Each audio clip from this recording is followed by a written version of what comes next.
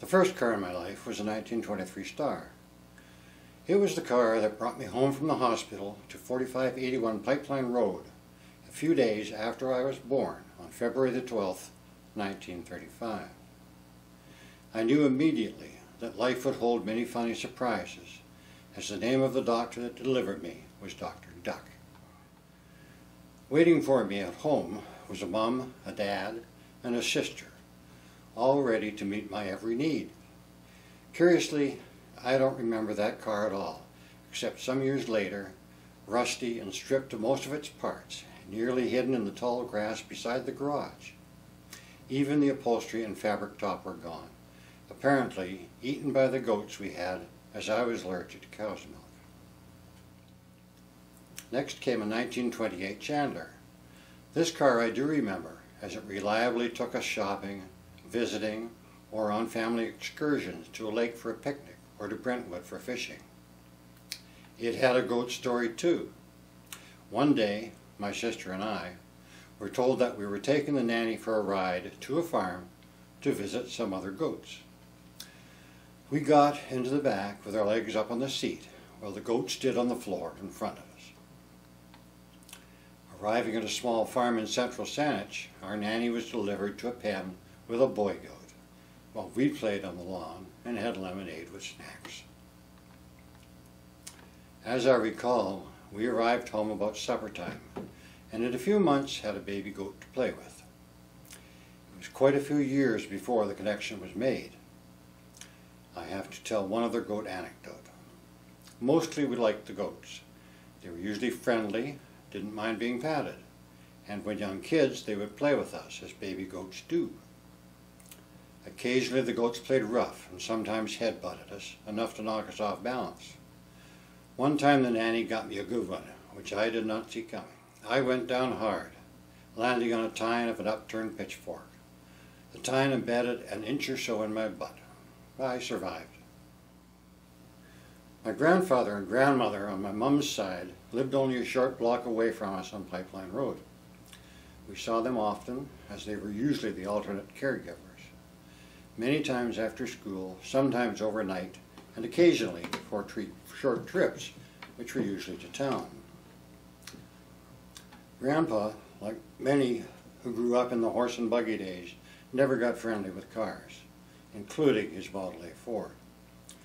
Fact is, cars made him quite nervous, and he did not like driving, while Grandma never learned to drive at all. There were 3 routes to town in those days. Clanford was most commonly used, with Quadra a close second, while Wilkinson was a fairly rare alternative. Grandpa drove slowly and cautiously, seeming to us kids to take forever to travel short distances. He did not understand how a car worked, and appeared to expect the car to fail imminently.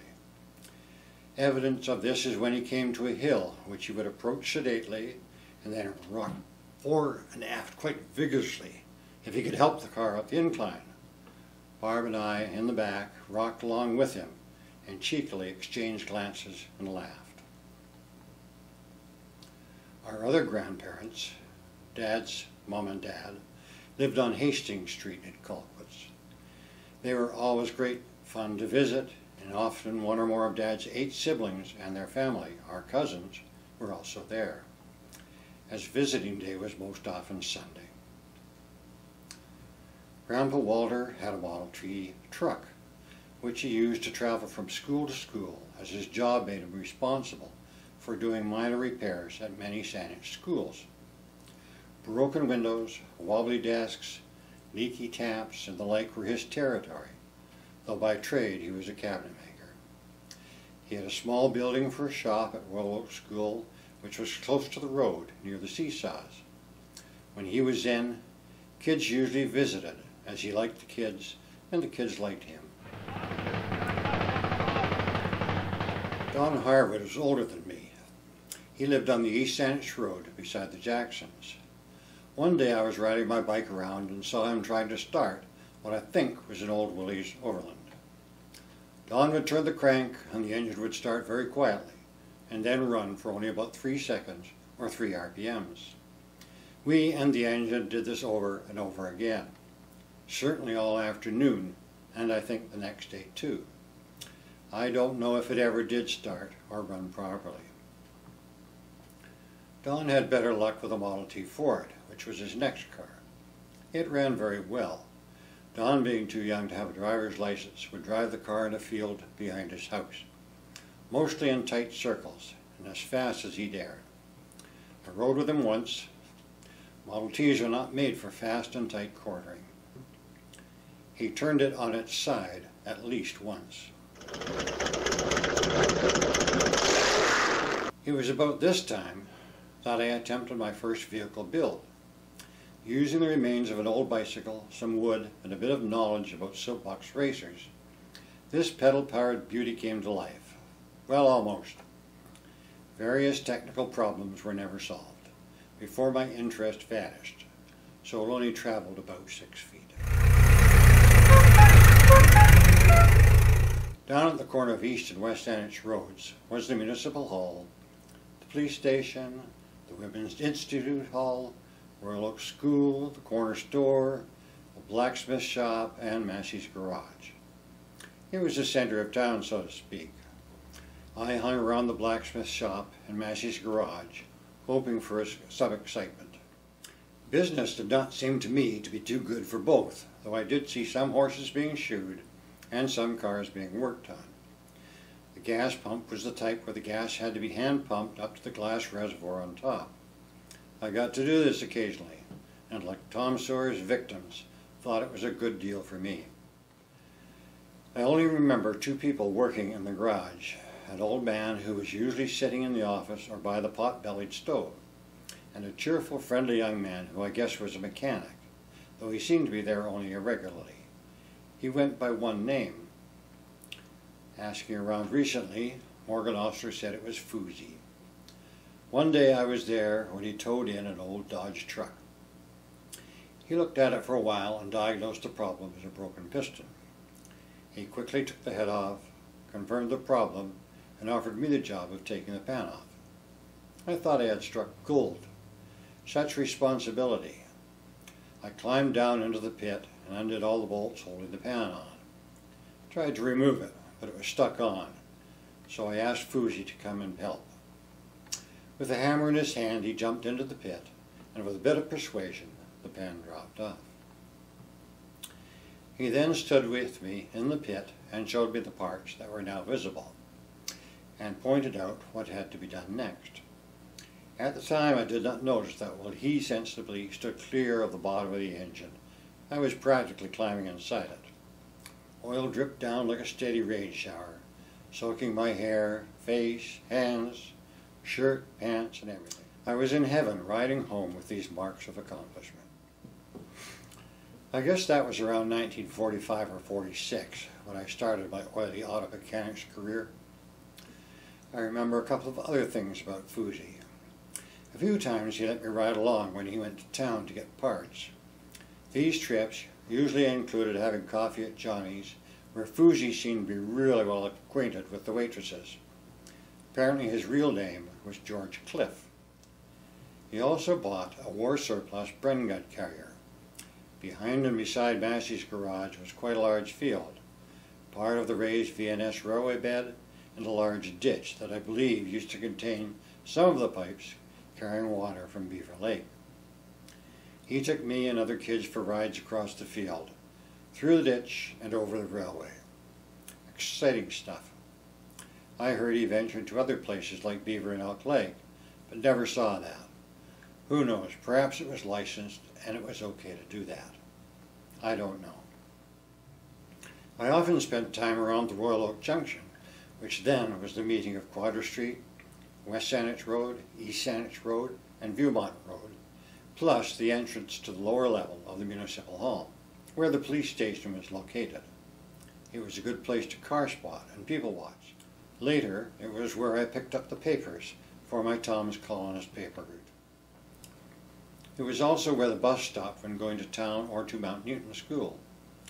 In those days, many of the passing cars could be identified by make and model and year, and often by the owner. It was always an informal contest to see who would be first to identify the car correctly, and perhaps add other information. Burden, Chevy. Sotheby, Dodge. Ooh, Malish, dog car. This was where the Oldfield teardrop car was usually seen. Built by H.B. Oldfield and John Norton, it always got a lot of attention. On June 3rd, 1947, I was sitting at my desk in grade 6 at Royal Oak School. It was one of those spring days with the sun shining and the end of school near, when a lot of time was spent staring out the windows rather than paying attention to the teacher.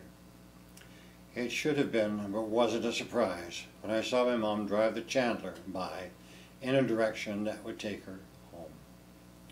She should have been working, so this was very unusual.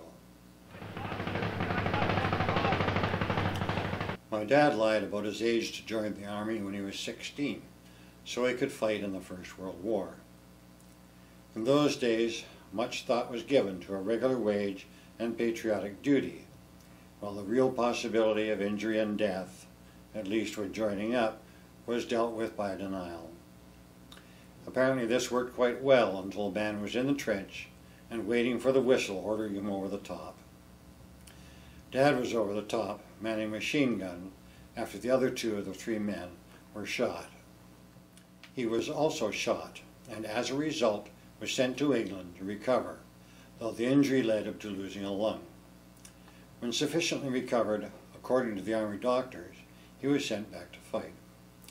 His condition did spare him the front line again, except when delivering supplies brought him close enough to get gassed, which is what happened.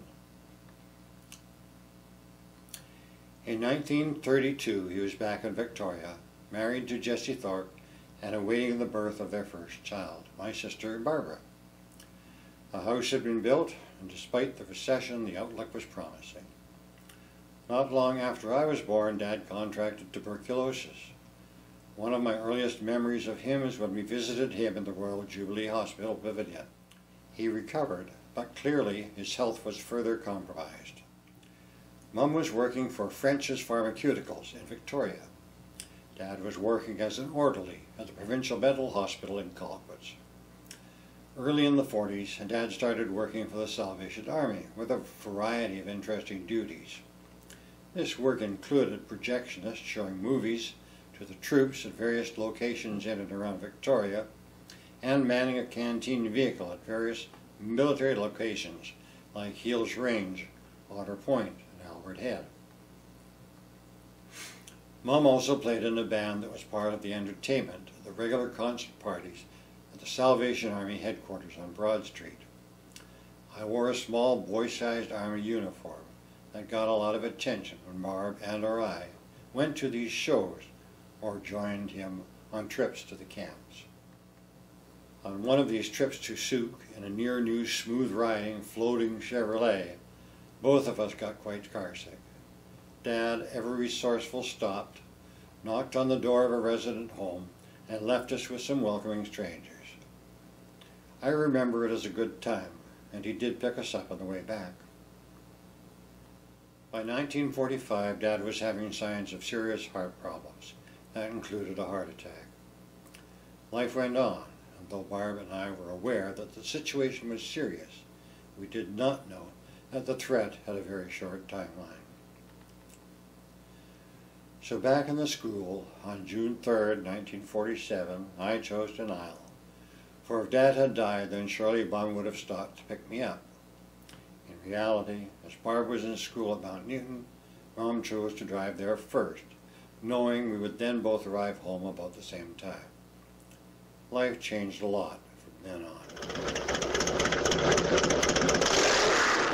In her wisdom, Mum recognized that some father figures in my life could be a huge benefit to me, so she enlisted the help of Dad's brothers. My Uncle Phil, who owned the Speedway service station at Douglas and Queens, and my Uncle Maury, who worked there, became my bosses and friends as well as my relatives. Initially, only working Saturdays for 25 cents an hour, I thought $2 a day in cash, less bus fare, to and from work was a good deal. My informal automotive apprenticeship had begun. The next year I worked full-time in the summers as well as the Saturdays when in school. Later, when I bought a car, I worked some hours after school as well. It was quickly confirmed that I was fairly car crazy and wanted to learn how all the parts worked and how to fix them when they did not work. Working at this particular service station had a big advantage for getting exposed to a large variety of vehicles. As Douglas Street was the main road in and out of town, every type of car went by and many came in. From the McGuire brothers' identical 32 Fords, Mr. Newbigging's immaculate 1932 Chev Cabriolet Coupe, Nan Lal's Ford Wood Truck, and the newest Cadillacs from California. I saw them all. The best story was when a woman who was a regular customer came in complaining of a squeaking in her Plymouth. I searched through the car, and it turned out to be a baby mouse. Honest, I have the news clippings. Because of working at this particular service station, there were two more groups of cars that I got a chance to become familiar with: antique cars and race cars. Phil collected antique cars like this 1911 Auto Carrier. This was made in England and, as you see, had only 3 wheels and conveniently in the rear a mother-in-law seat.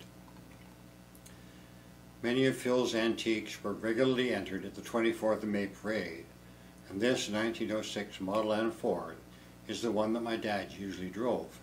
In this photo, I am the passenger. Elizabeth, a 1912 Model T that is now in the Royal BC Museum, was a favorite. As parts were still available and it was relatively easy to repair, it was kept at the station more than the others, who mostly resided in Phil's basement. It was often used to drive the 5 blocks for coffee breaks or perhaps further for picking up parts. It was always in the Victoria Parade, and I once drove it to Sydney for a parade. The 1914 LaFrance fire engine was a big favorite of mine. The huge engine had considerable power and was remarkably easy to start, providing you were strong enough to turn the crank. Shifting gears required some skill as it had no synchro mesh, and the inexperienced would surely grind the straight cut gears.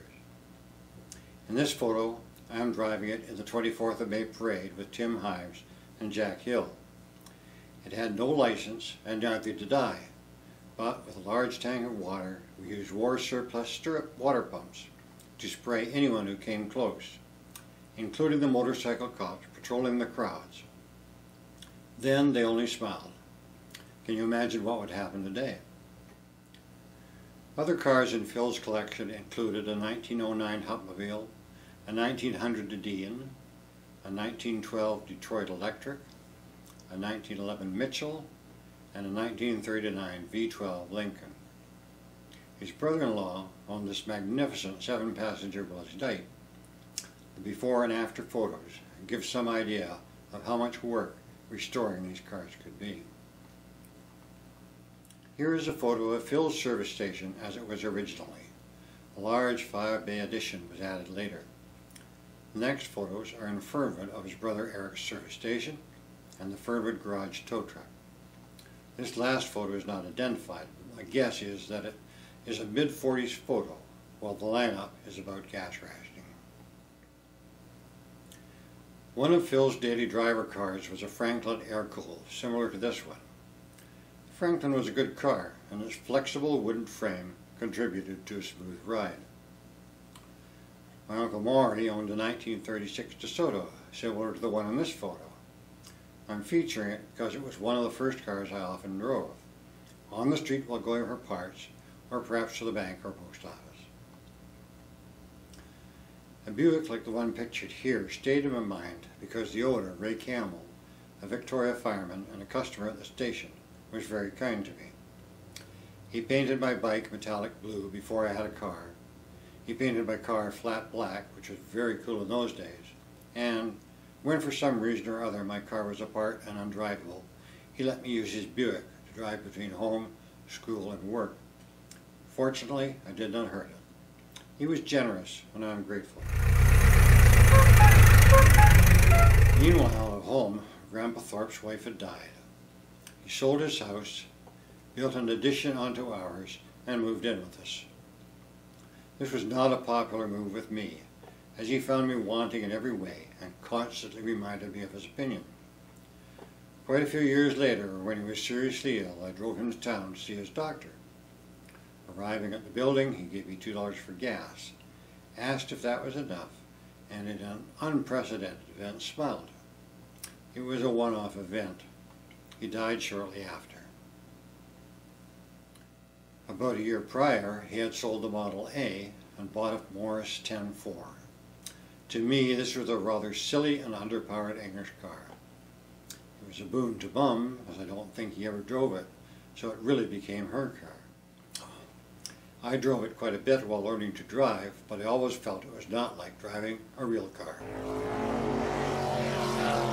As I grew up in the early 1900s, cars were an important part of my uncle's lives. Phil and Maury, who was David Foster's dad, and Eric, who was Billy Foster's dad, all made their livelihood from cars and or mechanics for much of their lives. This led them to become involved in racing very early. Racing parts were available very early too, and the Model T engine and later the Model A engines and V8 engines were popular choices to modify, as they were very available, not too expensive, and worked well. Uncle Phil built at least 3 race cars of the sprint car type. Here are photos of a Buick sprint car he built. A before photo with it all straight and shiny, and an after photo. The after being after going through the fence at the Willows track. His gas station was named Speedway Service because of the Racing Association. When the American racers came to town, many made Phil's garage a sort of home base, stopping there first before heading to the track. Having race cars around on a Saturday afternoon was very common, and some of the drivers became lifelong family friends. In this picture, Jerry Van Trite is either avoiding or about to become part of a wreck in his number 23 car. The engine was a Model T-based Fronte Ford, and he was still driving it after World War II when racing resumed. Jerry, like most race car drivers, was an interesting guy. I knew him because he worked part-time for Phil as a body man and also was Maury's brother-in-law. He had a reputation for being fearless but not reckless on the track, while driving like Grandma on the road in his very modest Willys. One race, Jerry's car broke before the race finished. He let the car sit for a few weeks until one Saturday he showed up at the service station, race car in tow, and took the engine apart. It had the same problem as that old truck at Massey's garage when I got oiled up. He fitted a new piston, put the engine together, and headed out to the track. Proving that racing is a tough game, he blew another piston in his first race, which I think ended his career as a car holder. I liked car racing and race cars, and the people associated with racing. Maury and Bert Reed sometimes took me to the races at Langford, which I very much appreciated. My interest in racing continued when the stock car racing became very popular after the Langerhurst track closed and another opened at Cobble Hill. Meanwhile, my life moved on. I was going to school at Mount Newton and had to take the Coach Line's bus from Willow Oak Junction to the corner of Keating Cross Road and the East Saanich Road. We then had to walk to the school, and then back again in the afternoon. I think Dick Varley was the first to have his own car and drive it to school. I believe it was a Hudson Airplane. I could phone him and ask, but it doesn't matter, as the important thing is that he would often pick us up as we toiled up the Keating Hill and gave us a ride to school. The side note would be that at Royal Oak School during lunchtime a soccer game always started with the forwards playing the Chevs and the teams being formed by individual choice. Dick was a Ford guy, a good player, and usually on the winning team. Thanks for the rides, Dick. On the way home, I would try to hitch a ride home rather than wait for the bus. Occasionally I got a ride. One person who picked me up quite often was Don Ross. He was a trucker, usually hauling sand or gravel in his British Leyland diesel truck. This was probably the only truck of this type on the island, and it got a lot of attention, as most were driving Ford or Chev products. I thought it was a great truck as it gave me a ride home, and rare was the trucker that would stop to pick up a hitchhiker at the bottom of the long hill on East Saanich Road. Without a good run, the engine had to work really hard from a dead stop to the crest of that hill. Another Good Guy award has to go to Gail Dresser's dad. I was taking Gail out on a date, and for some reason he offered to let us use his Chevy. Talk about a recipe for disaster. Turned out okay, as I got her home on time, and without damage, to her or the car.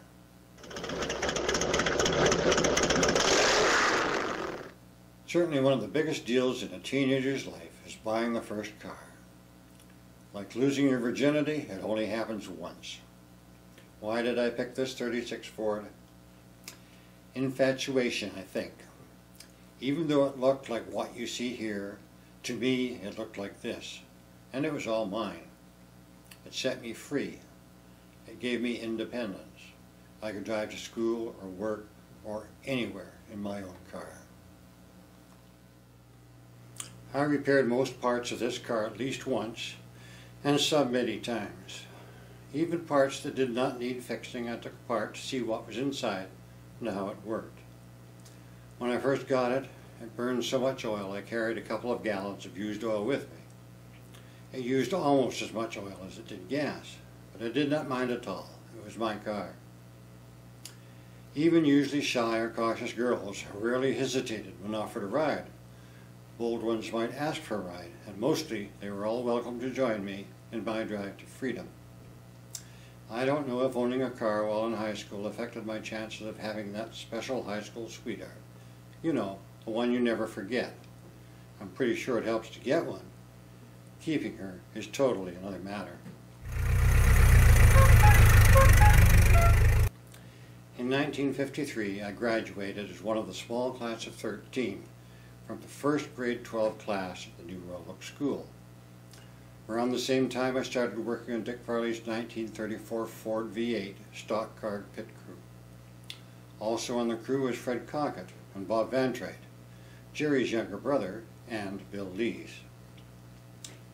Lamont Brooks also built a car, and in some ways it was almost a two-car team. Lamont continued racing for some time, including road racing, where a racing accident later took his life. I worked on the cars 1 or 2 nights a week. Dick probably almost all nights a week, and then went racing on Saturday and some holidays during the race season. Initially, the racing was a track in Cobble Hill prior to the opening of Western Speedway. Dick was a good driver and won many races and a championship. For us in the pit crew, during the race, it was usually an either-or situation. When things went well, there was not a lot to do, mainly looking for things that might cause a problem or making small changes to hopefully make the car faster. When things did not go well, it was racing the clock, often without the right tools or parts, in the mud and in semi-darkness, to fix what got broken or bent during the race.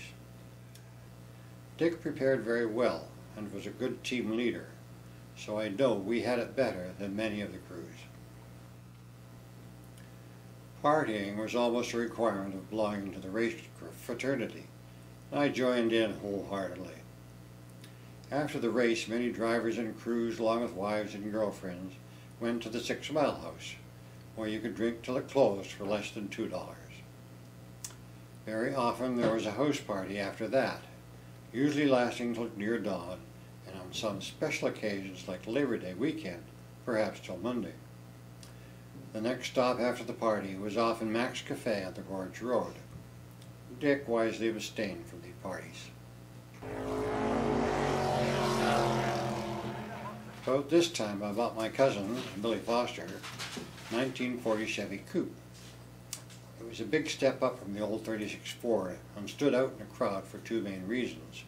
It looked really good with its customizing and was the loudest car in town when driven aggressively.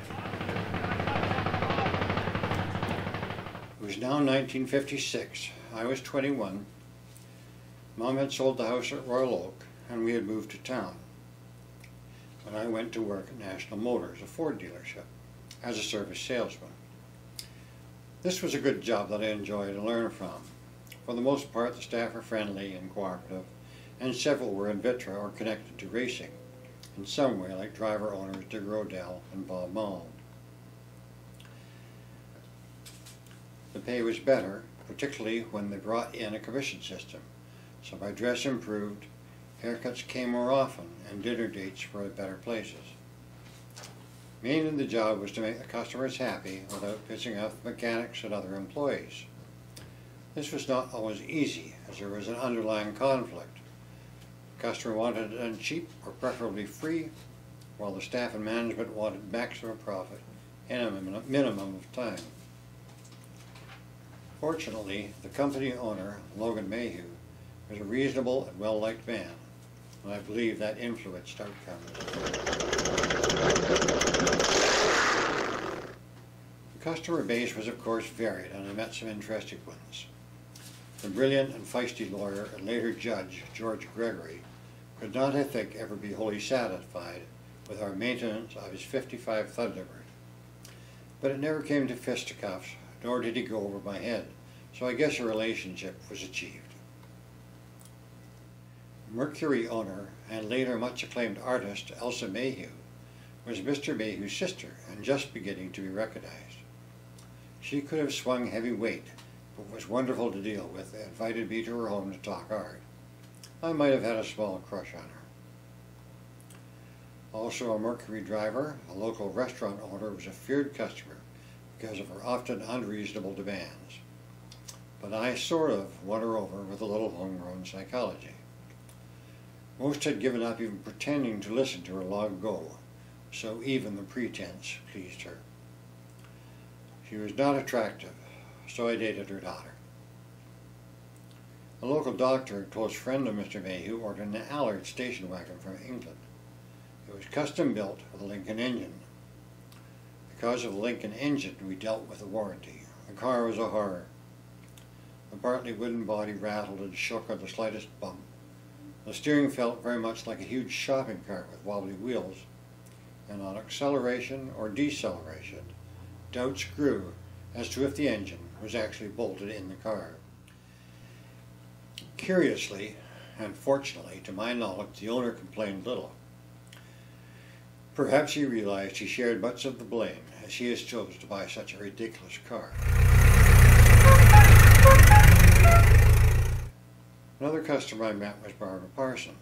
Her and her husband, Doug, had a home on Salt Spring Island and a 1954 Ford. We chatted and she invited me to visit, which I did. They were buying a large property, some of it waterfront, and took a large part of their earnings to pay for it. But it was a good plan for the future. We became friends and I visited irregularly, particularly during hunting season. Later, when I was out of work for a while, I stayed in a cabin they had. I worked off my rent by redoing the cabin, painting their very large classic barn, and various other jobs, including cutting and splitting cedar fence posts. I enjoyed learning this skill, but have not used it since. We were in partnership for a while with about 40 cows. They supplying the land, I supplying the animals. Bad idea. Animals too often die. We remained friends until he tragically died shortly after retiring, so I only briefly enjoyed what he had worked so long and hard for. Another interesting customer was a lady from a small town whose '55 Ford was a town taxi. I visited them too, and later dated her daughter. One of the fellows I worked with at National Motors told me good money was to be made by renting your car to visitors. Shortly after, he had an extra customer and offered the rental to me. A few days later, I picked up a family, mom, dad, son, and daughter, who were from the prairies. We agreed on a price, and as a bonus, I took out the really cute red-headed daughter. More importantly, National Motors was where I met the girl I would eventually marry. At the time, Sandy was 16 years old and I was 23.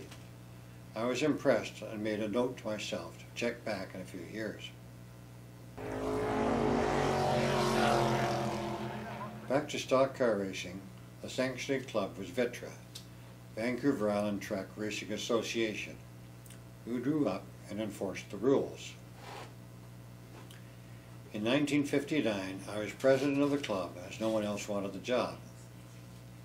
One of the benefits of being president of Vitra was picking a young lady, usually from the incoming crowd, to be the trophy girl. After the cars timed in, the first race was the trophy dash, run by the 4 fastest cars.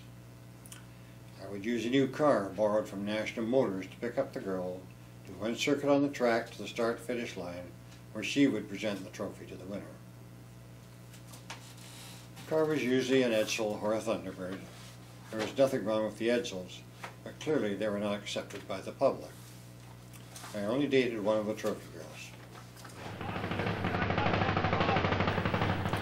I met Dick Willoughby while working at National Motors. He was a car painter, stock car owner-driver, and a popular and unique person. We became good friends very quickly. We took up skin diving at the same time and partnered in buying a boat for diving, a converted lifeboat called the Brewmaster. Interestingly, it had a Star engine, just like the one in my parents' first car. We took the boat to Port Angeles for a diving meet, hit a log in the harbor, and drove it on the beach to prevent it from sinking. When the tide went out, we nailed a patch on, pumped it out, and were good to go for the trip home. We used the boat quite often. When we kept it in Victoria, a Saturday afternoon cruise up the Gorge to the Gorge Hotel made a nice trip, though mostly we kept it at Sydney for skin diving trips. One day we arrived at the boat planning a day trip of diving. Dick, his fairly new wife Ruth, Lucy Tomczyk, Bill Sim and myself. After not being used for a while, the engine could be hard to start, so as engineer, while I played with the engine, they walked the dock and met an old chap on a houseboat who told them he had just dropped his funnel into the water. Coincidentally, this man was an old friend of our family who followed my dad home after World War I and stayed on in Victoria. His name was Tony Johnson, but everyone called him Yaki for obvious reasons. Ever helpful, Dick put on his diving suit top, weight belt, snorkel and mask, dove for the funnel, and quickly came up with it, handed it to Tony, and swam to the dock. I was unaware of most of this as I was still on the boat when I heard yelling. I ran to where the others were and saw Dick lying face down, unmoving, and in the water. Ruth and Bill jumped in a nearby rowboat and with considerable difficulty got him into it and then onto the dock, while Lucy told me that Dick had said he was being electrocuted. Dick was not breathing and showed no signs of life. Someone had gone to phone for an ambulance while people gathered, and we all looked for someone with knowledge of resuscitation. Turned out I was the only one who had any training, and that was only in Boy Scouts some 10 years earlier.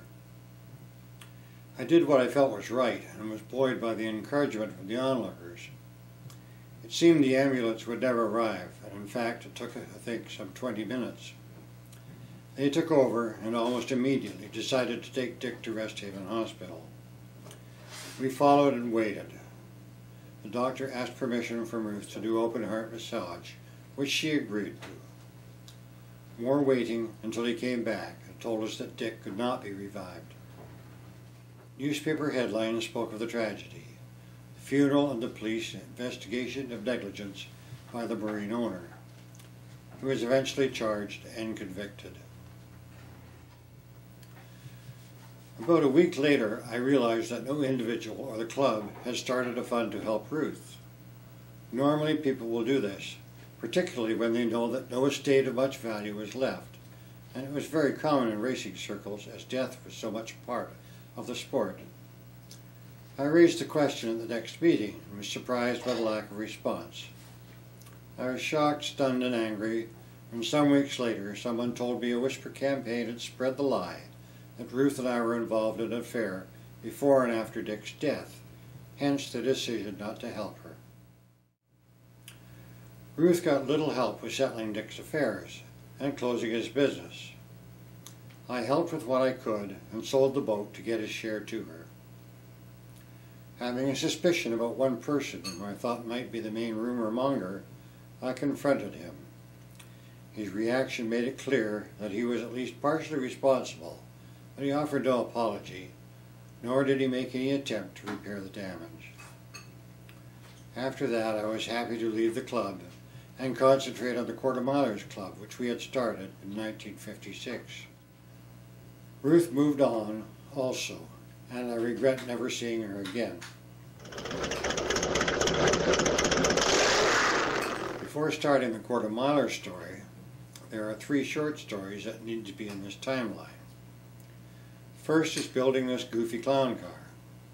Again, Dick Varley comes into the story as he gave me this old English 1/4 ton Thames and the engine and running gear from a North American Ford V8.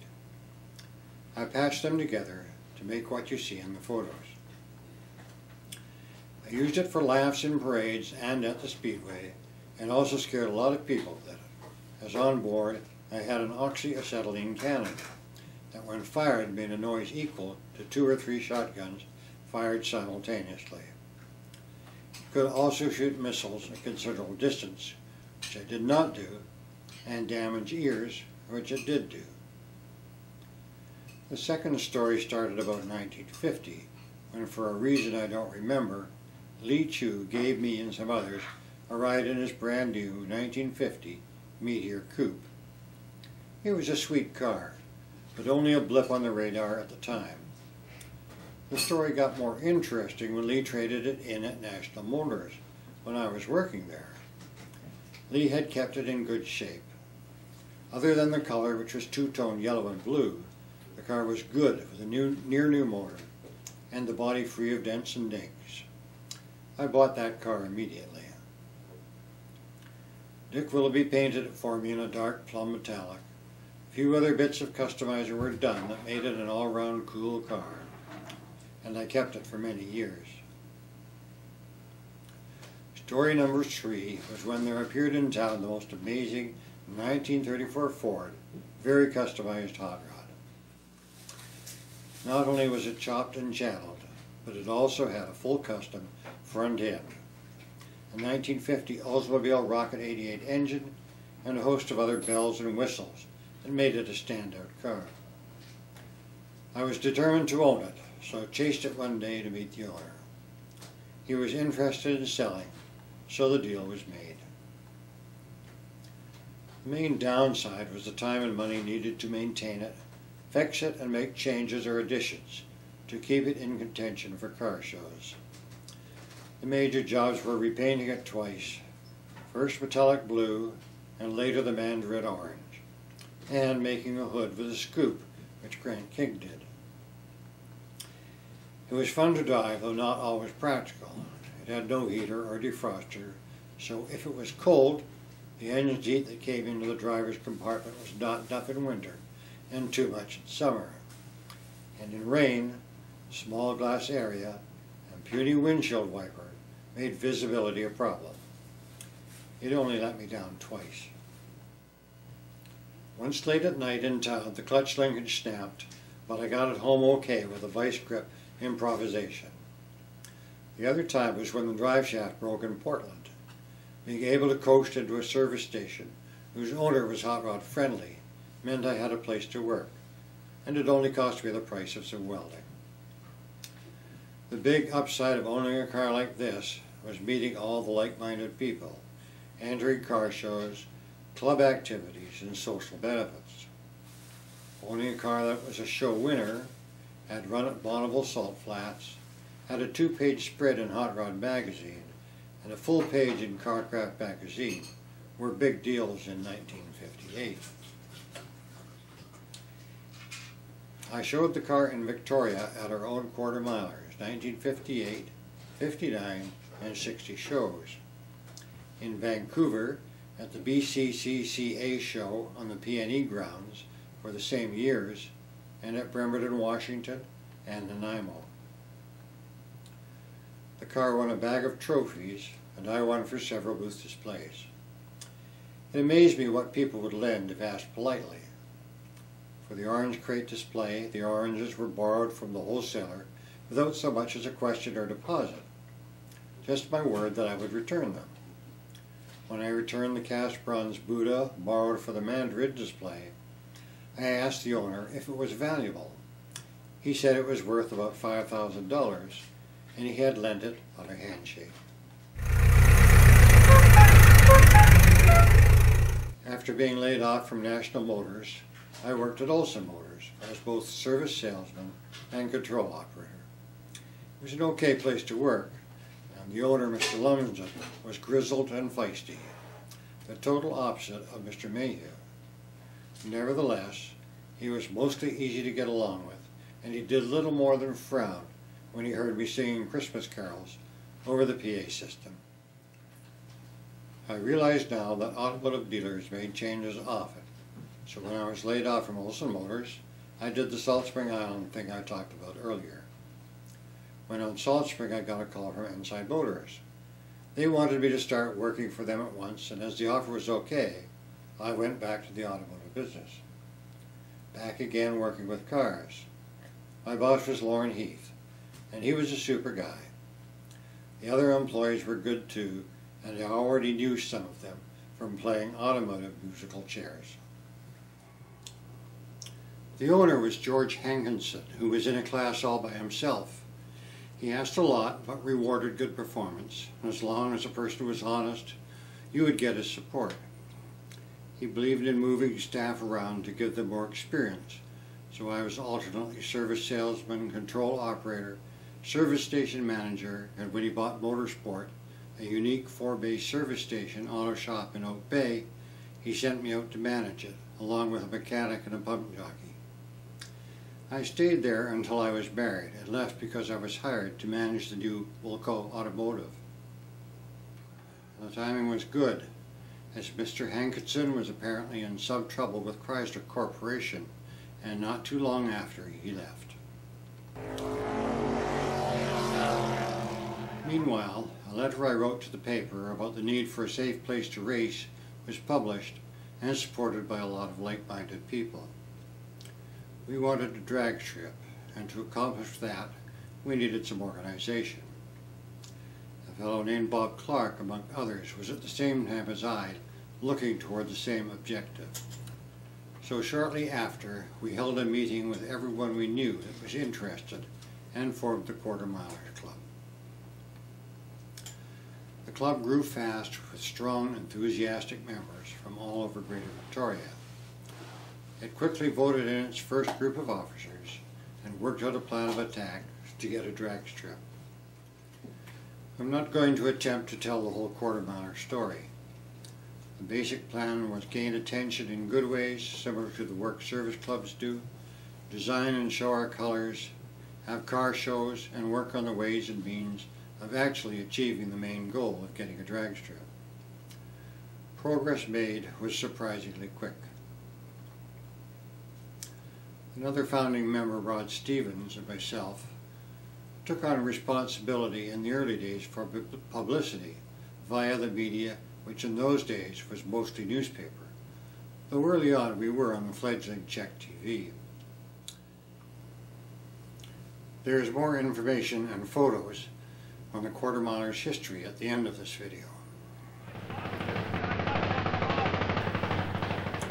It was now 1962. I was 27 and living on Salt Spring Island. Country life had given me lots of time to think, and one of the main things I thought about was that girl I met 4 years earlier at National Motors. I called Sandy and we started to date, which is the best idea I had had in a long time. Long distance dating was awkward, so the Ensign Chrysler job came along at the best possible time. We were soon engaged and married on April 20th, 1963. Predictably, marriage brought changes. The '34 Ford Hot Rod was sold, a house was bought, Our first daughter was born in March 1964, and I started work as manager of the brand new Wilco Automotive Center. And there was little time for car stuff outside of work. The rest of the story about married life I will tell at another time, as there are still final bits to add to the growing up with cars story. Quite a few different and unremarkable cars came and went as years went by. A 50 Chev with baby seater was Sandy's first car, a 64 Pontiac Parisienne, and then a 65 Chevrolet Impala meant that the Meteor could replace the 50 Chev. There was also a 56 GMC panel truck, a Dodge, a Volkswagen Rabbit, Toyota Corolla, Mazda 626 named Bluebird by the grandchildren, who traveled more miles in it than I did, and today a PT Cruiser for Sandy and a Ford Ranger for me. The GMC truck is the only one worth a few extra words. We had some property on Salt Spring Island and needed a truck, as it seemed we were always hauling stuff over there. A fellow that worked for me at Wilco Automotive had this truck that was mechanically excellent, while the body and paint looked like it had just barely survived several accidents, a flood and a fire. The black and white paint that remained made it look like an old police Maria. It was totally reliable and astonishingly useful. The testing station was open then, and despite the laughter of the inspectors, they were never able to find anything but the most minor of problems. I installed a bench seat in the back to make it a 6 to 15 passenger vehicle, depending on the size of the bodies. We traveled some back roads, one that was a creek bed in the bush between Victoria and Lake Cowichan, and slept in the back. I had plowed and planted over 2 acres of field at Salt Spring in grass and clover, and bought an old 3-gang mower from Maddox Golf Course, which the truck pulled around to keep it mowed. It was a hugely useful and curiously entertaining drive, something that looked like crap while being bulletproof in performance. Sometimes we drove it instead of the 65 Impala just for fun, and enjoyed the way other drivers stayed well clear. We had it for about 10 years, and when we sold it, we got what we paid for it. 1967, my cousin Billy Foster was killed during racing practice at Riverside, California. He grew up with racing being a part of his life, and he was good at it. His larger-than-life and irrepressible personality made him a well-liked and popular guy. As his talent developed, he got noticed. That meant he got better rides in better cars at tracks that offered better money. He raced for the big boys, like Mario Andretti, who talks about Billy in his book. Although he did not win there, he qualified well and raced in the Indianapolis 500, among other major races. A particularly tragic footnote to Billy's death is that almost exactly 2 years earlier, his brother and only sibling, Stephen, had died of cancer. In 1989, we timed a visit to a friend in California to coincide with his planned trip to Bremerton to put his vintage speedboat and his customized and supercharged 1956 Studebaker Hawk into storage at his parents' house. The boat was on a trailer which the car could tow, and we were not in a big hurry, so it sounded like fun, and he appreciated the company. Other than a wheel coming off the trailer 3 times, it was a fine trip. The first time it was a what the hell is that moment, with smoke, noise, and lurching. We were on the side of the highway, miles from help, and the wheel was in the bushes. The problem was that the trailer was hugely overloaded, and that had burned out a wheel bearing. The problem was compounded as the heat buildup prior to failure had welded the inner bearing race to the spindle. We needed new parts, and more importantly, we needed a welding torch to cut the bearing off the spindle. Lots of traffic was going by, but most of it was traveling 80 miles per hour, and it was getting dark. We unhooked the trailer, and our friend Darwin headed to the nearest town to buy parts. Sandy and I ripped the box apart to get a large piece of cardboard and wrote on it, "Need welding torch." Sandy stood holding the sign towards the oncoming traffic. I worked at cleaning up the wheel half of the bearing and hoping. In less than 10 minutes a truck came to a quick stop, backed up to the trailer, and two very nice guys asked what the problem was. They understood immediately, and with an oxyacetylene torch cut off the damaged bearing. There was nothing more they could do, so we thanked them profusely and offered to pay them, which they refused. Eventually Darwin came back with new parts, which we installed in the damaged spindle and headed out again.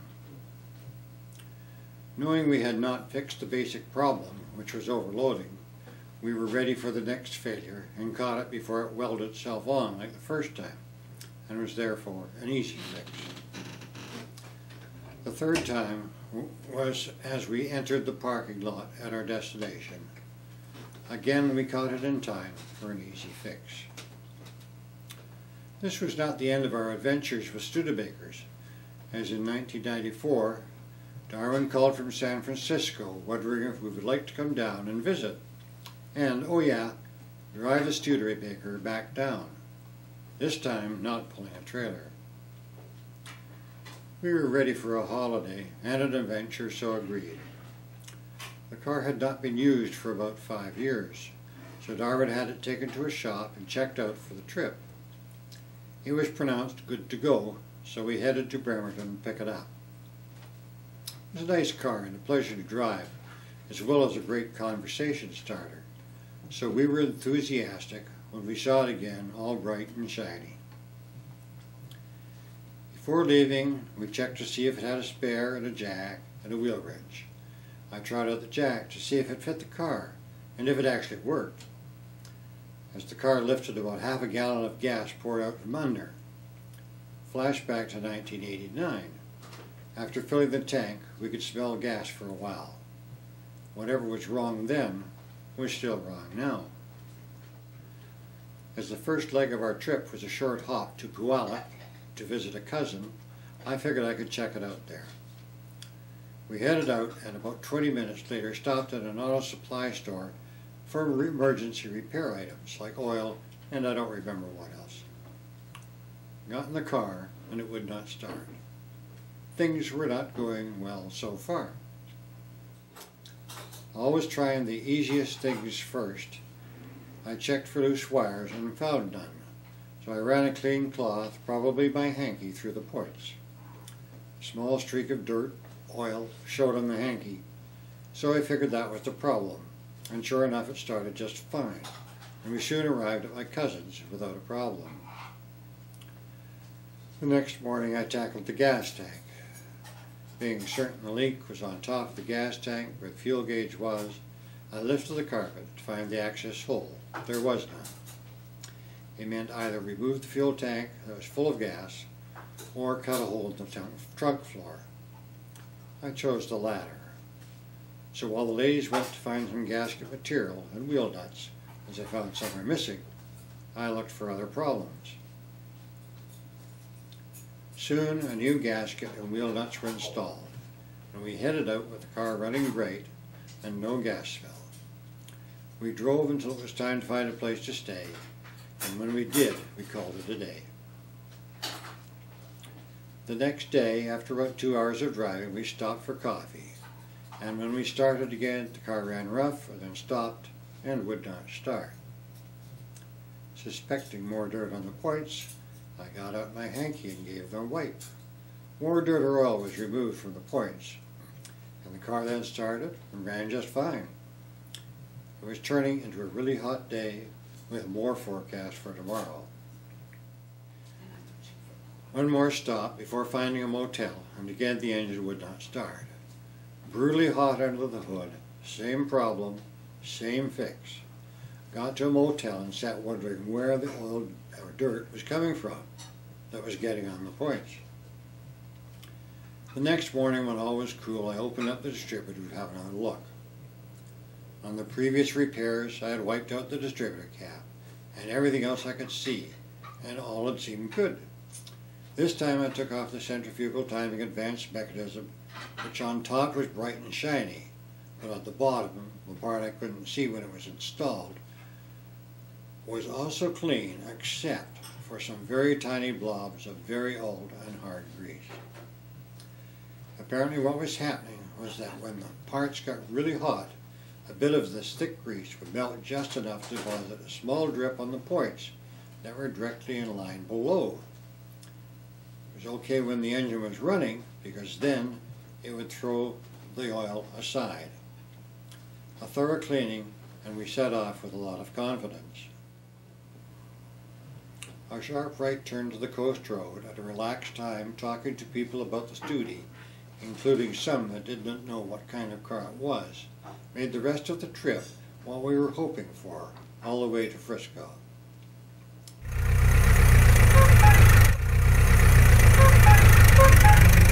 So that is my story of growing up with cars. I guess growing up with cars may be a bit of an oxymoron, particularly from some wives' point of view. On the other hand, messing around with cars can be a good way to stay young.